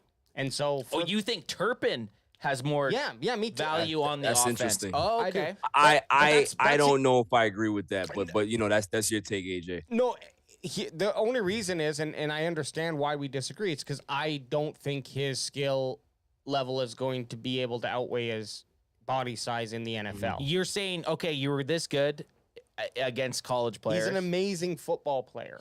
But you think this is finally It's another level. It's all college, all NFL players will have said no one besides Justin Fields before he got his fucking head knocked off has said, "Oh, the NFL's easy." Yep. Everyone talks about how it is another level of professionalism and, You take and how many- speed and strength. So again, always going to fall back on this, and I'll say it a number of times so we get the clips. I hope he does well, and comes on and is that missing piece that we need and does something really electric. But I just don't see enough in Mike McCarthy's play calling. Hey, you watch your goddamn not mouth saying- when you're talking about. You watch your goddamn mouth Kellen when you're Moore- talking about Big Mike, son. If Kellen Moore couldn't take Turpin and do something exciting with him, do you think Mike McCarthy is going to do that, or like it? I don't know. Have you ever put secret sauce on your burger? Listen, Deuce Vaughn is going to be my secret sauce this year. and Would you not be so excited to be wrong? Oh yeah, I told you. Right. If he's on the team week 1, I'm buying his jersey. Fucking Reigns, I 42. said that. And also 42. too, AJ. Here's the thing about Deuce Vaughn. Right? I think we all had the same reaction when he got drafted. And you said something really, really paramount just now in regards to if he was taller, you would be more in with him, right? Like you would have absolutely. I think 5'8" even I'd be. I think a lot of NFL teams felt the same way, right? So just think about this, that if we were the team to take a flyer on this kid just because he dropped, so precipitously because of his height, and he ends up working out and becomes a guy that we're not saying that he's going to be the next Emmitt Smith or the next Barry Sanders, but a guy that can be able to even be Darren Sproles find a way to just have to carve out a role on this team going forward for the next 5 or 6 years. That's something that would be a benefit to this offense, and we're going to have something that not a lot of teams have in regards to 2 backs that can be able to have that type of escapability, and that's something in itself. So I'm with you, AJ. Like I hear the logic, right? It's about a logical standpoint that you're coming from. You're not coming from a place of hate. That's it. I just want to be heard. You know what? I do like. I don't hate the kid at all. Right. Exactly. The thing that I hate about it is when people are talking about it and they're like, we have an opinion, right? And they're like, well, do you not watch tape? Did you not watch a tape? Of course we watch tape. If the guy was 5'8", 5'9", he probably would, with his stats that he had would probably have been a third or fourth rounder. He would have been off the board. Wouldn't have made it. Not even close. But what caused teams, 32 NFL teams, to almost go 6 rounds without taking him? And even possibly, if the Cowboys don't take him at 6, he was fielding calls, or he had called his dad saying he was fielding calls about teams being really excited to take him on as undrafted. Yeah. So it's not. We're not. People see the ceiling. Let's just be honest, right? Everyone sees the ceiling. Everyone's excited about what he can do, but the Cowboys were the ones, and I'll obviously take my hat off and bow a knee to their ability to find a player. And the way that I hear them talk about it too, it's like, I don't know, maybe it's magical words, but I just buy up that they know what they're doing. So, they took the chance in the 6th round and took a pick that they could have had, a flyer that they could have picked some other very quality players and chose him. So, I'm not going to spend time hating on it. It's for me, the whole thing is just Barry, you put it best there. If we can get a Darren Sproles-ish, right? Maybe he's not even putting the points on, but he's exciting and electric and drawing attention when he's on the field. If he could give you one exciting play every 2 games, even. That's right. That's what I'm saying. That's a fucking massive win. But and that I think, a very fair and reasonable expectation. And I think that's a But- ceiling, though. I think that's a ceiling, but if it's not we all win. But I feel like people are setting this pedestal too high in their expectation. And unfortunately, I'm not going to change, but this is just a prediction. I'm not going to change. I don't think anyone in this room's opinion is going to change. Stand on it, AJ. Stand on it. But the general Cowboys Nation population is going to drop in their opinion because they didn't hit this extremely high standard that wasn't very fair in the first place. Yeah, Here's the thing. totally. Here's the thing that's gonna happen. Here's gonna be the thing that happens with Cowboy fans, and some of them are so full of shit sometimes. Is that You're when looking he at does? two of them, Barry. You're looking at two of them, son. Raise that roof, AJ. Raise that roof. When he ends up, God forbid if he ends up not performing, right? The line that we're gonna hear is, oh well, we didn't miss anything anyway. He was a 6th-round pick. That's what it's going to be. Yes. Rather than the conversation that it was before. Yeah, did you check tape? Get oh well, he didn't work out. He's a 6th-round pick anyway. It was like, okay, cool. So why have the opinion that you had in the first place and going after guys if that's gonna be your walk it back statement? I'm expecting it. So the Cowboys saw the kid. They his father works for the organization. He's a good kid. He's gonna work very hard to be able to try to make the team. And the odds are against him, but that might work in his favor because he's such a hard worker. That's probably gonna get his ass on the roster. And good for him if that happens, right? But it's about production. If he can be productive with the Cowboys, that's what we care about. It's not about potential or this and that. Potential is for the NBA. Potential is for baseball. We want to see in football, you want guys to get drafted and you want them to be able to have a role and carve out a niche for themselves. That's right. in that offense or that defense and see how they can be able to help your team going forward. That's what we want as football fans. And, if we're football fans of whatever team, that's what we're rooting for. So if guys have an instant reaction to a guy that we didn't necessarily want drafted and he ends up working out, it's a benefit for us nonetheless, Totally. but you still have a right to your reaction. And this is the whole thing. I remember when the whole thing happened, it's just like, what is wrong with these people? It's a fucking instant reaction. Dude. Yeah, it's instant reaction. If I'm wrong, cool, I'm wrong. But it's okay for me to say I didn't fucking want this guy. The best part is people that are like, I'm coming back to this comment. I'm like, I hope you have to come back please to this comment. do. It means that he turned out. I got to say this, though. EJ Savage in the chat, which this is a pretty funny comment. Turpin has the vision of a 3rd grader trying to drive a lifted truck. Which I had a good laugh about that. And then Julian 424. That's what Turpin did last year. He almost had a kick or punt return every game. Right, So, he was a difference maker. he was crack me. Yeah, that's the thing is the starting position. It's not something that and I'm including myself, the casual fan looks at, right? We don't look at, they started on the 25 because it was a touchback, or, they started on 35, 40, 45. Like, the first down kind of starts, and I know you do notice it, but when you actually take a step back and just think, oh, wait a minute, that means they're 20 yards closer to the end zone. Like, It's massive. It's the perspective changes how much special teams matters in a football game. It's almost huge. It's huge. almost upsetting because it shouldn't have as big of an impact, but it's too important and traditional that it's probably not going to change, although they're squeezing it. They're squeezing as much as they can.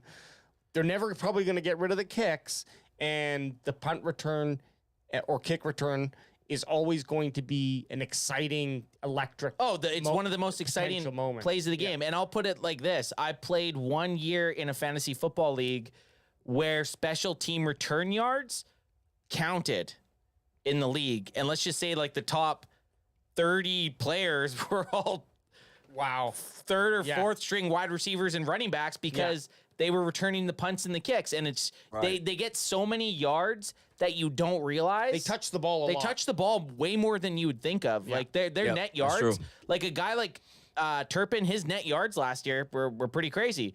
They get the chance, and then when they do break one, it's just such a back-breaking thing to a team. Well, Devin Hester, everyone remembers Devin Hester. The guy only had in his career under 20 touchdowns, but everybody, when he touched the ball, everyone's Right. watching him because it's just that excitement value of it. Absolutely. Yeah, well, his what was it? His opening Super Bowl kickoff. Yeah, against the Colts. He very. That was just. I think I was with you, and someone was like, "He's going to return it," and everyone's like, "No, he's not." Yeah. And then he returned it, and you're like, "Oh my God, the Chicago Bears are going to beat the Indianapolis Colts and Peyton Manning," and then Peyton Manning and the Colts just absolutely throttled them. Destroyed him. Yeah. This is just continuing because It's a hot topic. It's a fun conversation that we're having here.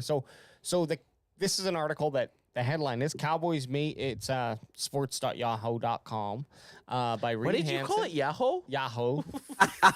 Sports.yahoo.com by Reed Hansen. Yeah. Cowboys may need to slow down idea of Vaughn replacing Turpin on returns, but there, Yes. but there's a quote here, from John Fassel again. Good old don't want to go there. Good old Fassel. Yeah, What did I old do? vasectomy boy.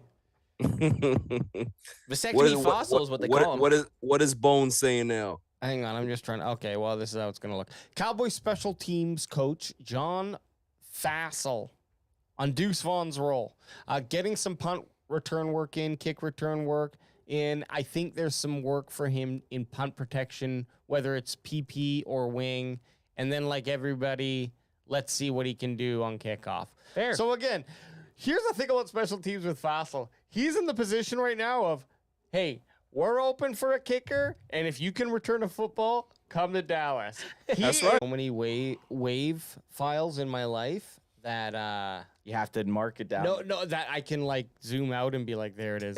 Like, I can Listen, see- I fellas, can see- when we're all rich and famous, we can have some fucking intern doing this shit while Right? we're not doing Or it we're gonna be ourselves. Oh yeah. We're gonna be sitting on top of a computer big enough that it doesn't. It has 25,000 gigabytes. I want to be yelling at Adam's kid. Yeah.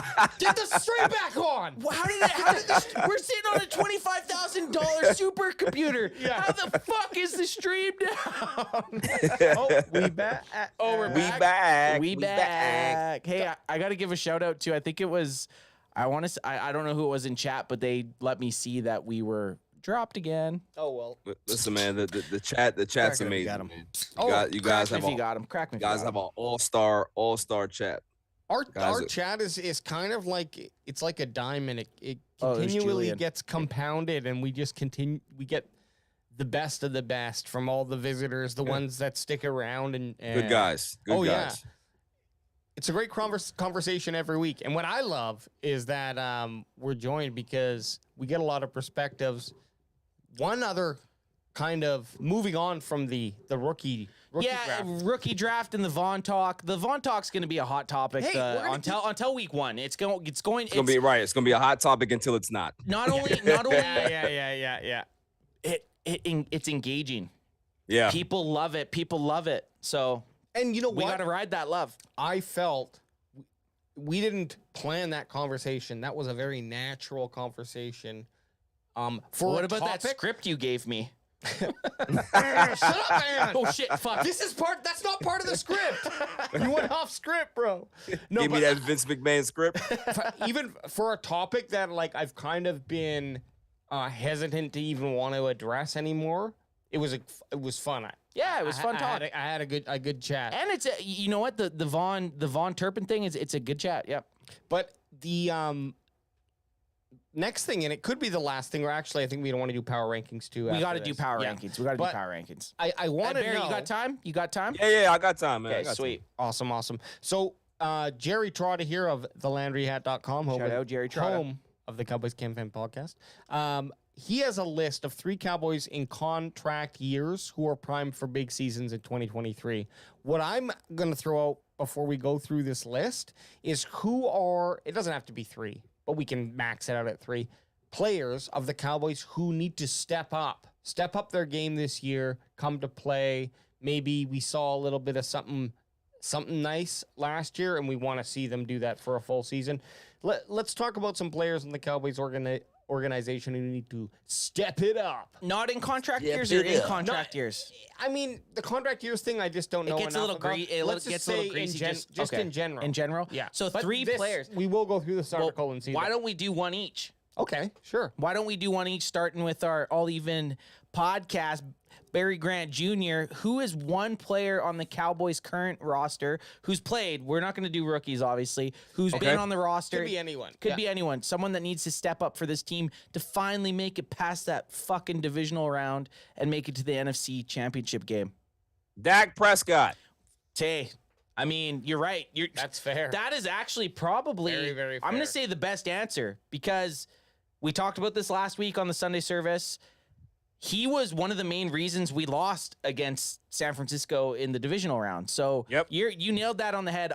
The Can Fan boys are huge Dak Prescott fans, but you couldn't be more right. Dak Prescott 100% needs to step up. And Listen, I wouldn't. you I wasn't guys even know how I thinking that. feel. I wasn't You even guys thinking know of him. how I feel. You guys know how I feel about Dak Prescott. But the thing is that I want him to succeed because I'm a Cowboys fan. I don't want to see the same indecisiveness that we saw last season. It was so frustrating to watch him last year. Not understand or not know where to go with the football and not understand to get rid of the football in time and not sit in the pocket too long and let things collapse. And listen, if the play is not there, just throw it away and let's do a reset. Yep. Like that's one thing that Dak Prescott has to understand and learn, that if you continue to try to hold the ball as long as possible, you give your team a chance, yes, to be able to might make a broken play downfield, but you also have a higher chance of having that play break down and you get sacked and you putting your team in bad field position after getting good field position. So he has to make sure that he's making quick decisions. I think Mike McCarthy is really going to work on that with him. So if that's something that he can be able to improve on with the offensive pieces that we added, hopefully they can be able to have some positive success this year. Hopefully Tolbert can give us something this year. Hopefully the running back, anything. Hopefully we can be able to, have that 3-headed monster at tight end and really give defenses a hard time. But it all starts and ends with Dak Prescott. It really does. I like that answer. I like it too because the quarterback touches the ball the most, and if he plays better and he's making more intelligent throws, Right. and I love the idea of, like, if it's not there, toss the fucking ball, dude. Just get rid of it. Or run Right. it. Or fucking run it. Or I run get it. You had a broken ankle, dude, but just run. But if he would increase the everyone else on the field as well, so that's a Great answer, Great and it's an answer. answer that I wasn't expecting. I wasn't thinking. It wasn't Not- even on my range. That's how. Yeah. That's how big of a Dak rider I am. So AJ, what do you got? One player that needs to step up. this might not be the one who I, if I had a longer time to think about it, who would stand out. But one guy that comes to mind is Deron Bland. Okay. I don't think that. I like it. I like it. I don't think that he has to step up like Maintain. or risk his position. No, I do want him. I think he should step. For me to continue the excitement that I have for this guy, he needs to continue to show, and it might not even be in interceptions. It could just be kind of what we saw Diggs do, where he got better as just being a shutdown cornerback. Don't throw to me. And if Bland kind of follows that same trajectory, so, he had a lot of interceptions in a small amount of time at the end of the season, kind of that's what put him on my radar. Right. But if that's more spread out throughout the season, but he plays a more dominant position in CB, I mean, think about that. Now we've got Diggs, Gilmore, and Bland. If Jordan Lewis. Jordan Lewis too, Jordan Lewis. Yep. but Bland's my boy. That's your guy. And Yeah. if he's pressing Gilmore, for that second spot, that's what I'm looking for him to actually do this season, is like become the kind of 2B. Yep. Let's say. So you want Bland to even surpass. So this is going to be a thing. I don't know what position. Sorry, I don't know if position-wise that makes sense, but it could. I mean, with Gilmore, right now, okay, Jordan Lewis and not so Bland, Deron Bland are scheduled or set to be your slot corners, right? but there's no saying that one of them can't jump out to end up taking over a CB2. Bland's only going to be in his second year. Maybe he does show a bunch. Maybe he ends up being the predecessor to Sophomore slump, though. Yeah, and it's he. So this is the thing with Bland. He's got an uphill battle to even get on the field in the nickel package because if Jordan Lewis is healthy, and actually I also saw Jordan Lewis. Which is good. That's a good problem. I did see Jordan Lewis being a possible trade candidate because they might be happy enough with not so Bland. So you never know. And But this new cat that they drafted. I do like that. Both your guys' answers, dudes, that I just not expect. There's that cornerback that they drafted as well. Oh, and they traded up in the 6th. Eric Scott Jr. in the 6th. Maybe it doesn't. That, if he makes the team, that's great. Yeah, but if you trade up, you figure that they've put a little bit more value than just what the 6th round is actually in it. So because what did we say when they drafted him? It was like a 4th round or a 5th round. Yeah, so we were like, well, you're pretty much saying you had a 4th round grade on this guy. Yeah. If you're willing to trade a 4th round in 2024 and your pick this year to get this guy, that's pretty much saying he's a 4th. He's a 4th. Yeah. So my guy, and this is probably going to sound a little shocking, my guy that I want to see step up to get us past the hump, to get us past the damn divisional round that's just been the kryptonite for Cowboys fans for 28 years or 27 years, whatever the hell it is. I want to see Micah Parsons step up. I want to see Micah Parsons turn into that player. I want to see how he was for 9 weeks. I want to see that for a full season. I want to see. I don't care if you had 2 sacks on Monday night against Tom Brady when we got our asses handed to us. I want to see you have 2 sacks, a fumble, forced fumble, and an interception in the divisional round. Micah Parsons is that guy when it's 19-12 and there's minutes left in the game. Yeah. He has to be that dude that comes off the edge, fucking absolutely kills Brock Purdy, forces a fumble. The Cowboys get it. They go down and score. Is that unfair to put that on a 3rd round or 3rd year player? Yeah, it might be. But if he wants to be the highest paid NFL player in the besides quarterback, he has to do it. Sorry. I didn't mean to. No, you meant no. You meant no as in no. That if you want it, that's what you have to do. You want to be the best. You want to get comparisons to Lawrence Taylor? Yeah. Well, what would Lawrence Taylor do in the divisional round? He would make a game-changing play. This brings back that point Barry brought up. NFL is the only professional league where it's like you're expected to perform as a 1st-round draft pick in your first year as a star. Yeah. Right? You look at all the other leagues, and of course it does happen, but even NHL and Barry, you said this with NBA and MLB. Yeah.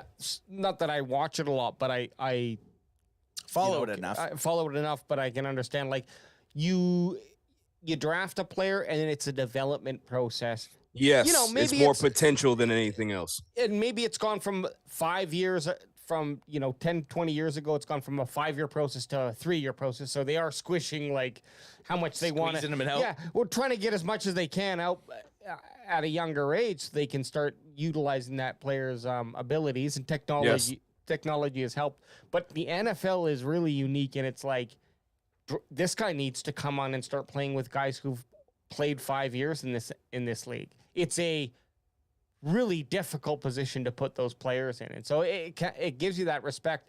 I don't think in your 3rd year I think last year Micah Parsons, Micah felt he was a NFL vet. I think this year he actually is an NFL vet. Yeah, and I like that. I like that pick, AJ. I think that there is a lot of pressure on Micah this year because we saw him have a tremendous rookie season, right?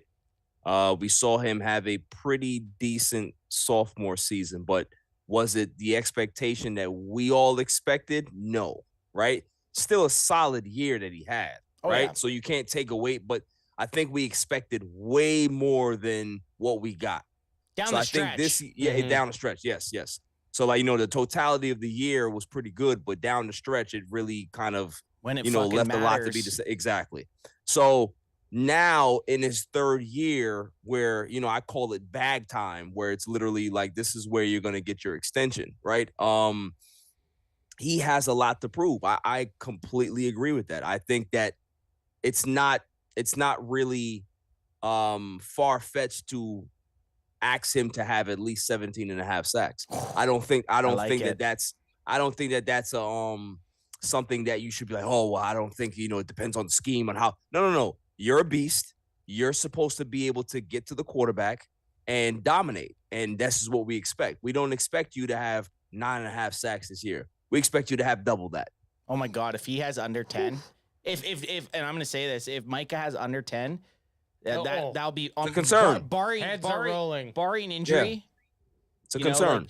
But if he plays a full, even say 15 or 16 games and he doesn't have double-digit sacks, it will be concerning because, I mean, it's almost one of those things. He came on the scene as a rookie, like you said, on fire, basically, right? He had a couple slow games and they started rolling him at defensive end.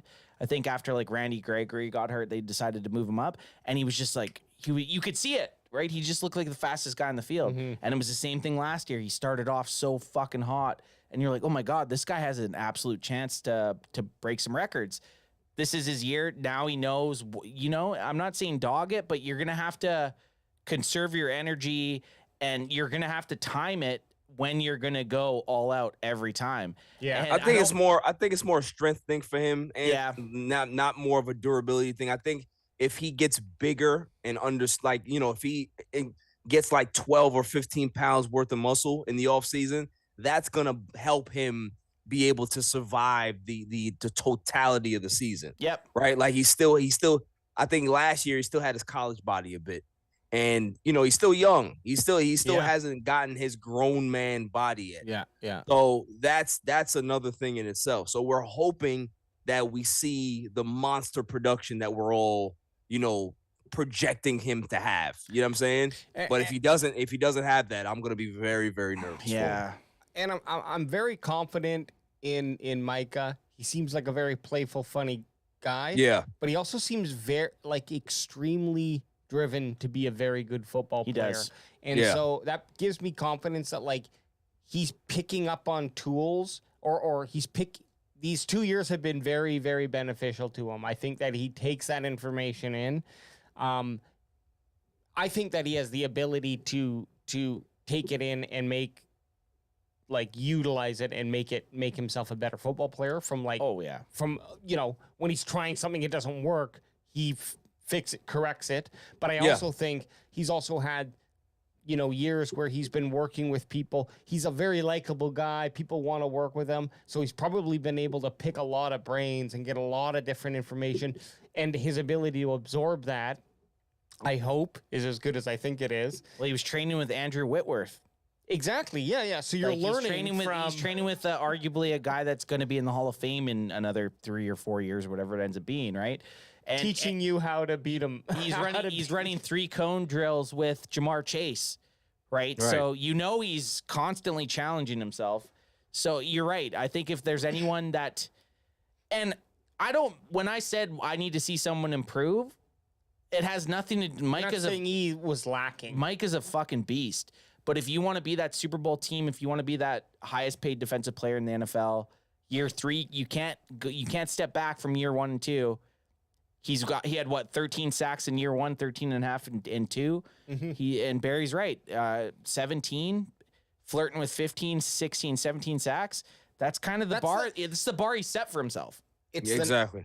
It's the next level step. Let's quickly hop through just this article's 3 players, and maybe it'll prompt a little quick discussion. Then we can do. We'll just power through the first. Yeah. You'll just type in Dallas Cowboys power rankings, and whatever comes up. Oh, you already have one up? I already got it up, but I just want to roll through this. God damn, you're ready. On Jerry Trotta's article here, 3 Cowboys in contract years primed. So this is a little more specific than us. Yeah. Which is surprising. I thought Hooker had a multi-year contract. But anyways, Malik Hooker. I don't think there's someone on this list who I'm not going to be so, the only difference between his is their contract years. Exactly. So it is a little bit more.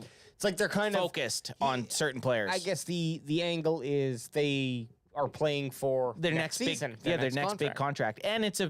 I love Hooker, man. Same. Great Great player. I'm glad you didn't Is he add an S to replaceable? that. What do you say? You guys love hookers? Yeah. Well, that's what I said. I'm glad you didn't add an S to that, AJ. Dudes, I love me some hookers. do you feel that as much as we love Hooker, do you feel that he's a replaceable player though? Not right now. Not with anyone that we have on the team. Or just in like, let's say looking at next year if his contract expires. So the Cowboys have been so bad at safety in the last since He's too consistent. he's too consistent. The Cowboys have not had good safeties in the last 15 years. So it's very nice to know that we have this. I would love for the Cowboys, and the Cowboys have been very good in the last 3 or 4 years at getting these 2-year, 3-year deals done with guys. I'd be very surprised if they didn't get him back next year if he has a good season. Yeah, I agree as well. I think the one thing that kind of works against Hooker in this situation is that Dallas is so comfortable with turning their attention to the draft to be able to find your replacement, that if contract negotiations do break down and he, goes 10 toes down in regards to he's not going to take anything less than that, Dallas is very comfortable walking away because of their ability to be able to draft, right? So, that's the thing, is it kind of works against the player, especially in Dallas. But at the same time, if you're gonna have a tremendous year, Jerry has no problem overpaying for you, right? Yeah. So that's the goal here. If Hooker can be able to play above his skis and really have that big time contract year season, he's gonna get paid handsomely for it. And we'll be arguing about how much he got and how much he deserves in the following offseason. So it's a double-edged sword for players that play in Dallas, right? It's about, okay, cool, if I don't really produce as great, they may go ahead and replace me in the draft, or if I do, I may be in for a huge payday that 9 times out of 10 I'm not really deserving of. Not even in just the draft. The Cowboys have been very good at finding safeties in the free agency market. Oh yes, the bargain bazaar hunters. Yes, Jaron Kearse has been a fucking absolute monster for what he's been playing on. Very and then true. Then Malik Hooker a couple years ago. So they obviously have an eye. And Dan Quinn, you got to think back to some of the safeties he's coached in his time. He has an eye for safeties. Yes, he does. That's true. Regardless of what happens next year, I feel like this is the highest point of potential Lombardi visitation right. Oh, really? Well, Barry, in my time, it's a very short period. I am not disagreeing with you. I'm not arguing with you. I just think that's a quite of a statement to make. It's pretty good. I'm saying in the years that I've been following the Cowboys enough to have this opinion, I think this year is the best opportunity, and having Malik Hooker on a contract year, I think that means he's going to turn up the spice a little bit. I like that. Hooker's about to Booker. Yeah. So let's have a look at who the number 2 guy is. Whenever I have like legit Lombardi aspirations for this team, like Did I speak Voldemort there? No, just whenever I feel personally good about the team at this time of the year, it ends up being such a bad season, and I feel good about the team right now. So it scares me. Last year I was pissed at this time. I'm like, what the fuck? You didn't re-sign Lael Collins. You didn't re-sign Randy Gregory. Right. You got rid of Amari Cooper. You guys are all idiots. We're going to have 9 wins. That's how I felt. This year I'm like, oh my God, we did some stuff in the offseason. I feel like we drafted good. Yeah. Sign me up. We're the calm before the storm. Yeah, it's just like, and it's not the first time it's happened to me. Like going back 20 years, every time I felt really good about this team, it's happened like 3 times in this point of the year that I felt good. The season has just been so bad. Yeah. So we'll see. I mean, obviously my thought and process has zero to do with anything, but it's a simulation, fellas, and it's my simulation. I mean, listen, that's a good point, man. It's when you feel very optimistic and there's very little pessimism going into the season, that kind of, as Cowboys fans, it doesn't bode well for us historically. But hopefully we can be able to kind of turn the page on that and get some positive outcomes in regards to having a positive off season and expectations going into the season. Hopefully the play on the field can kind of match that optimism. Yeah. Well, I just want to say that casino.org is not a website that we endorse. It's just happening to be on the screen. And if you're an audio listener right now, you're going to have to come to YouTube and check us out, Cowboys Camp Fan Podcast. Search it. We'll pop up. But the second player here. Oh, now they've switched the ad. How fucking convenient, Google. Hey, didn't you know your computer's listening to you, bro? Listening to you, exactly. I do need Twilio Flex. What the fuck is Twilio Flex? Okay. Terrence Steele. And I think that's a fair bit because He's had one good season. he's had one good season, but Three quarters of a season, It we'll was say. an impressive season, one that got you excited. Yeah, it was. The problem with these offensive linemen, guys, is once they start to get injured, they get injured, and it's Season 3, you don't want fucking sucks. It Season really 3, you don't want sucks. him to start getting banged up.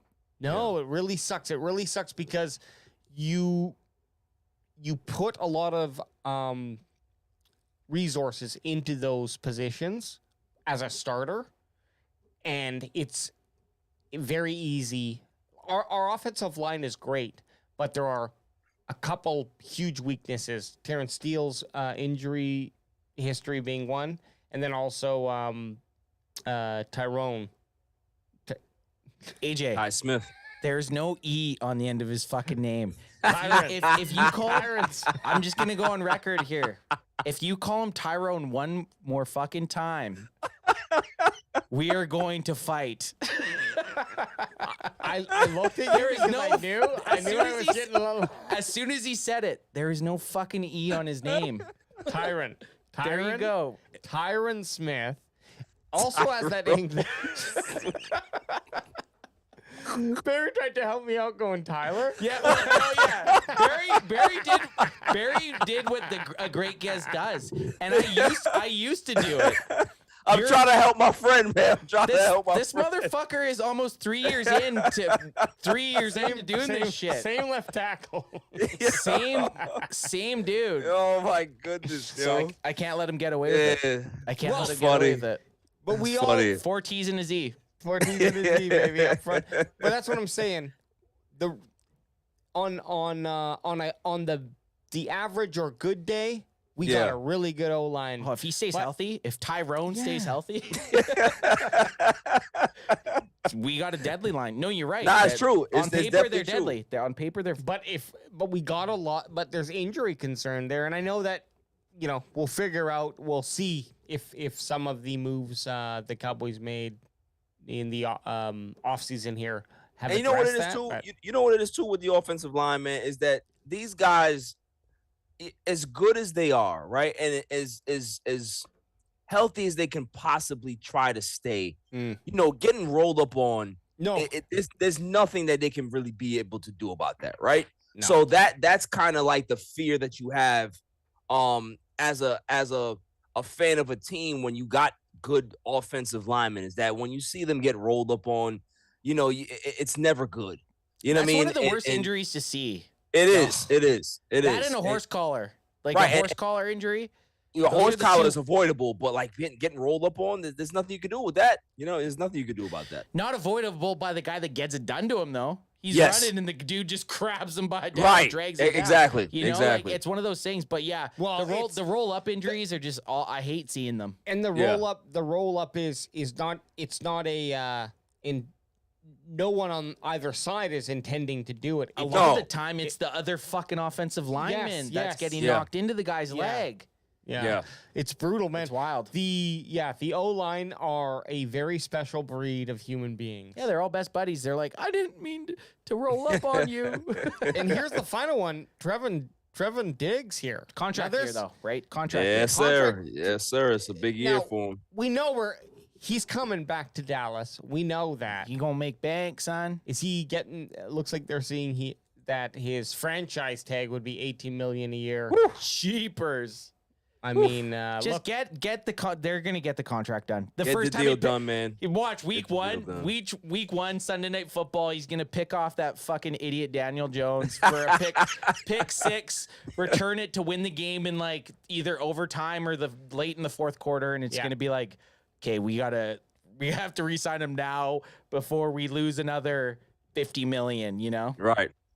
Every interception is gonna cost you about $5 million. Yeah, you better hope. I'm not saying this as a Cowboys fan because we hope this. Yeah. But as Jerry and Catboy, you better hope he doesn't have a 10-pick season. Right. Because he's going to break the bank or have 2 picks and then no touchdowns against him. what did he end up with last year for picks? I think only 3, but he was considerably better last year. Yes, he Even- was better. he He's was- better with man coverage. as a cornerback. As a cornerback, his tackling, absolute garbage. Well, you can't necessarily take that away from him because what was it, 11 in 2021 that he 11 interceptions? Fuck, I think he had more than that. 12, I think. Yeah, well, it's Around like that. the next season after that, which was last year. Yep. Quarterbacks are like, okay, let's not throw to Trevin Diggs. And then when they did, even if he didn't pick it, he was right there. he was right there. He was right there. So Trevon Diggs had an amazing season last year, and this one. Yes, he did.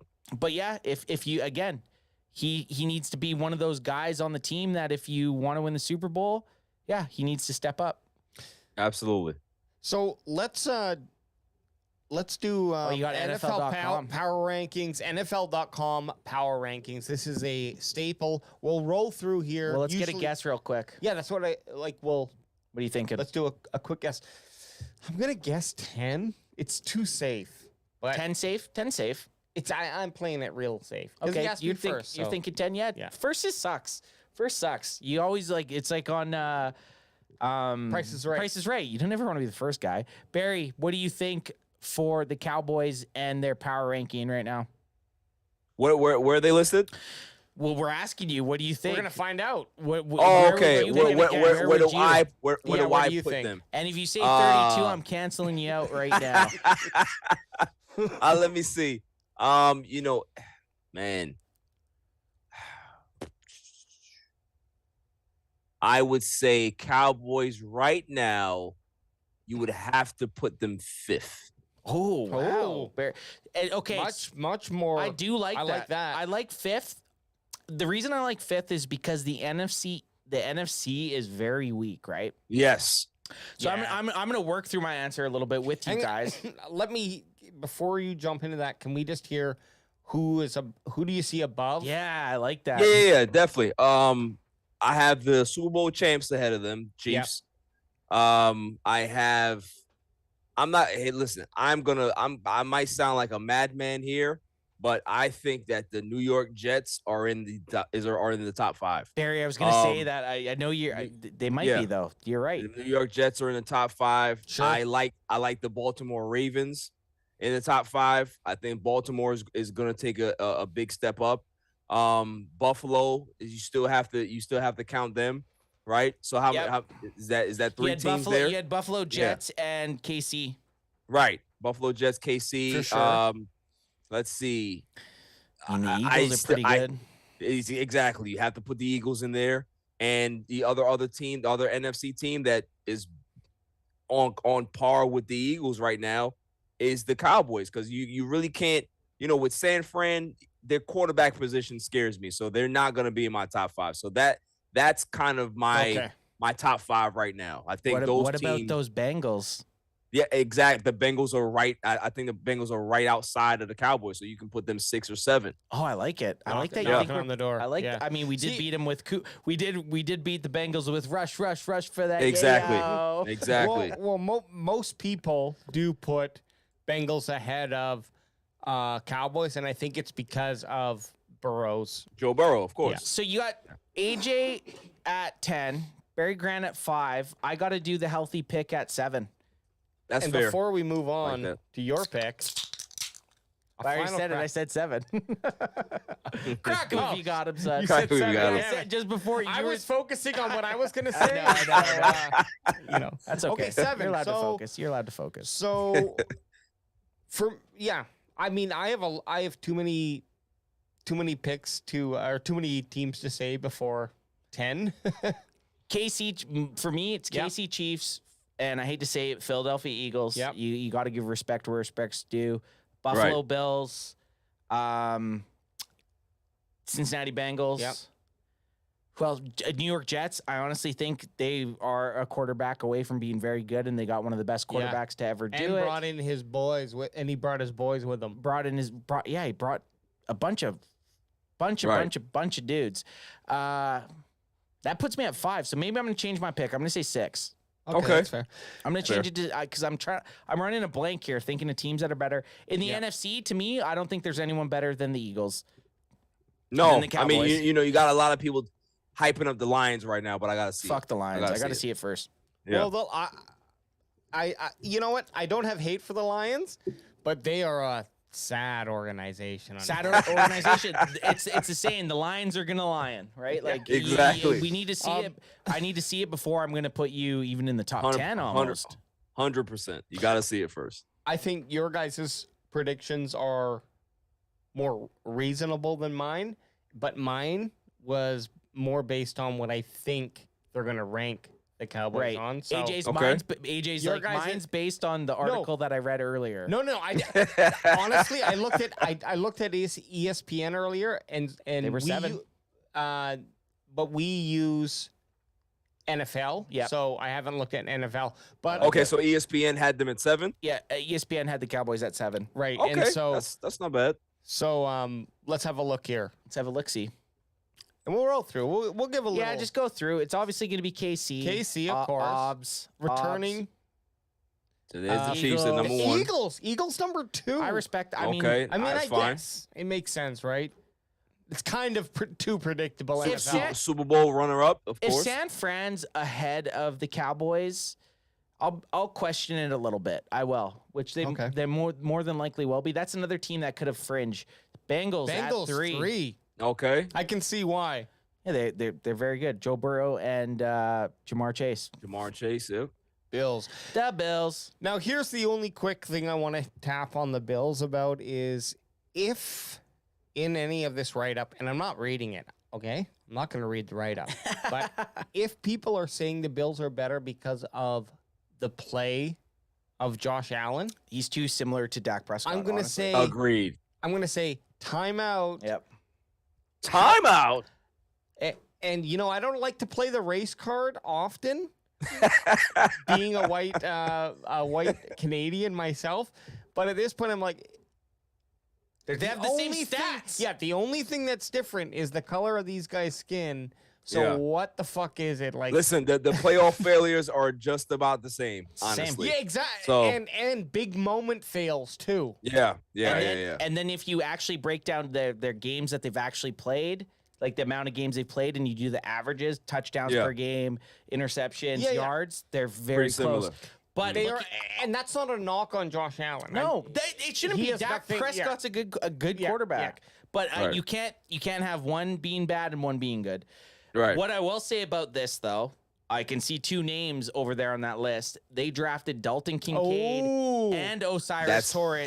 That's big, man. That's 2 big. dudes that the That Can is. fan boys and I believe Barry Grant were Yes. very, very high on. I think we were Yes. saying the Bills draft up to like whatever it was. Was round our 3 or dream 4 draft? Was like, oh, this is what the Cowboys. Bro, should have listen, drafted. I broke my phone case draft night because they drafted up to go get Dalton Kincaid. I was very upset. Yeah, Very one pick upset. before. The Niners sneak So in there at we 5. do. We got the Niners at 5. You could argue that because their quarterback position is just sure they have Doesn't a matter. fucking killer team, right? But Yeah. you still got to take into account. Look what happened when they didn't have a quarterback play. Yeah, I mean, listen, Brock who- Purdy was good, but who when he knows? wasn't good, they were awful. Sam Darnold might just have found a home, right? So Yes. if he can be able to prove that he can be able to limit his turnovers, don't screw it up, and allow the defense and the running game to be able to command that the way they play, and he just is pretty much a game manager, they have a shot at being just as good as they were last season. Yeah. So, it's just about how he's going to play, but he might have found a home because there's there's plenty of opportunity for him to succeed here. And that's what you want as a quarterback. Yeah, if he can show up and just be the baseline, and then other guys can try to be the starter, but when they fail, at least you know you have him. Yeah, I mean, definitely. And that's what San Fran needs, right? Man, they're loaded at every other position. They really are. There we go. Yes, they are. Six, baby! Six. Who called it? Bieber called it.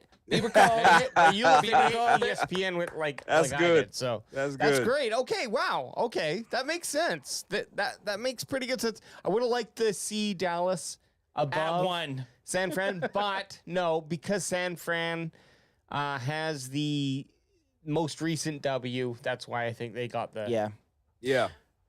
Oh, okay. 6. Wow. This feels Yeah, this is listen, again weird to me. I think so NFL has them at 6, ESPN has them at 7.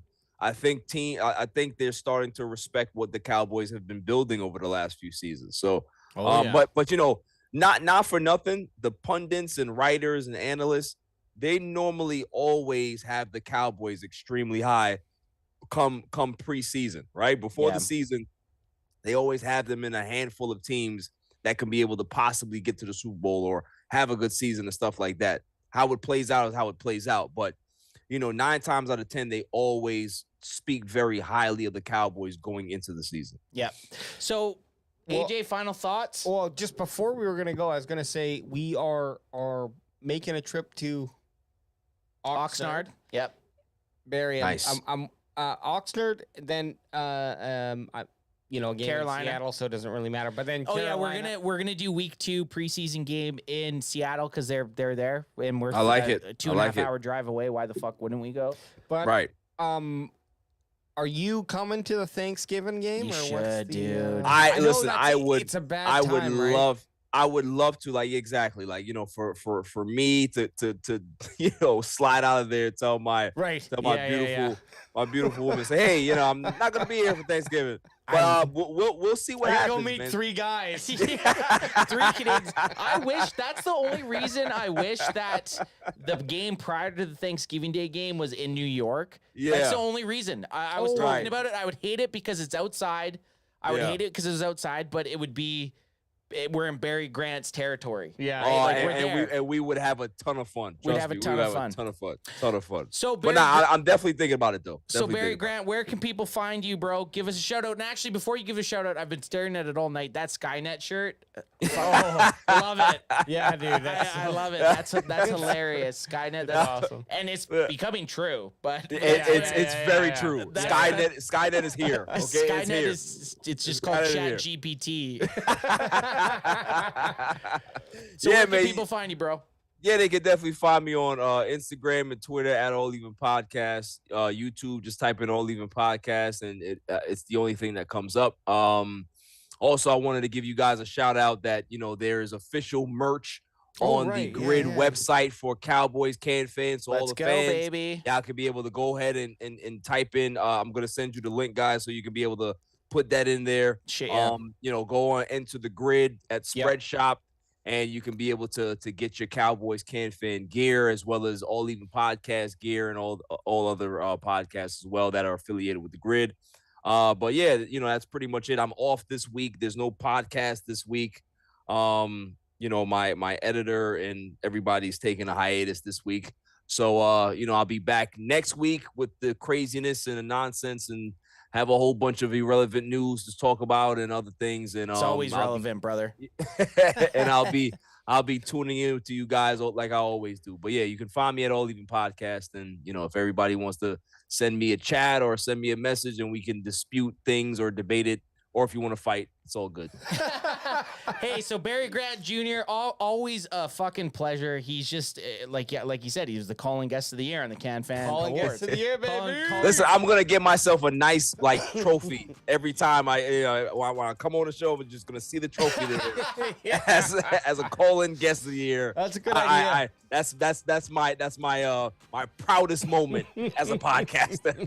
Bandwagon boy, 2 over there. Anthbest here. We still don't know where Adam is. I imagine he's going to come back at some time. Come back to us, Adam. We'll be back Sunday, bitches. Peace.